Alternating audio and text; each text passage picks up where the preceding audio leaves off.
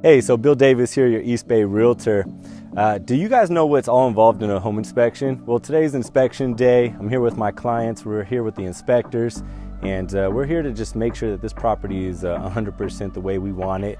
And if it's not, they're gonna let us know what is wrong with the house, and we're gonna try to find out exactly what we need to do to get these sellers to correct things or renegotiate price or anything like that. Looking at the foundation, looking at the electrical, the plumbing, like all the way up to the roof. I mean, these are major components that could cost a lot of money in the future. So we need to know about this house before actually closing on the home. So right when you get your offer accepted, the deal's not done, because now we do home inspections, we got appraisals, we do your loan. I mean, there's a lot of different moving parts as far as before we close on your deal. But home inspection, I think, is the most important part, because they're gonna actually teach you everything about this house, and definitely recommend getting a home inspection before you close on your first home.